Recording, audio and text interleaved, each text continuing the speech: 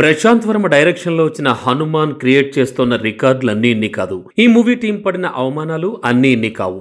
సానుభూతి కోసం ప్రయత్నిస్తున్నారని ఎగతాళి చేసిన వాళ్లే ఇప్పుడు హనుమాన్ హిట్ చూసి మూసుకుంటున్నారు. కంటెంట్ మీద నమ్మకంతో సినిమానే నడిపిస్తుందని, థియేటర్లు వాటంతటవే పెరుగుతాయని, ఖచ్చితంగా గెలిచి తీరతామని దర్శకుడు ప్రశాంత్ వర్మ చేసిన శపథం నెరవేరుతోంది. ప్రీమియర్ల నుంచి వచ్చిన అద్భుత స్పందన ఫస్ట్ డే కలెక్షన్స్కి యూజ్ అయింది. తెలంగాణ సంగతి ఎలా ఉన్నా ఏపీలో షోలు స్క్రీన్లు ఒక్కసారిగా పెరుగుతున్నాయి. సలార్ని రీప్లేస్ చేసి మరీ హనుమాన్కి ఇస్తున్నారు థియేటర్లు. బుక్ మై షో ట్రెండ్స్లోనూ హనుమాన్ యావరేజ్ బుకింగ్స్ గంటకి 18,000 టికెట్ల దాకా ఉన్నాయి. గుంటూరు కారం ఒక్కసారిగా స్లో అయింది, 12,000 దగ్గరకు పడిపోయింది.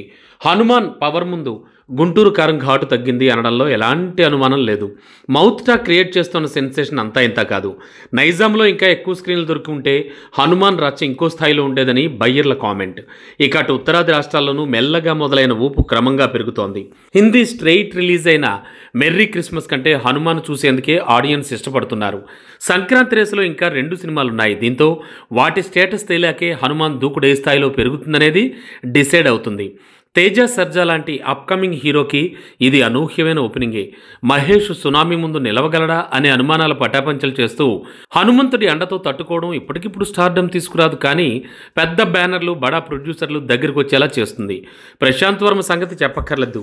జై హనుమాన్తో పాటు మొత్తం 12 చిత్రాలతో ప్లాన్ చేసుకున్న సినిమాటిక్ యూనివర్స్కు రూట్ క్లియర్ అయింది.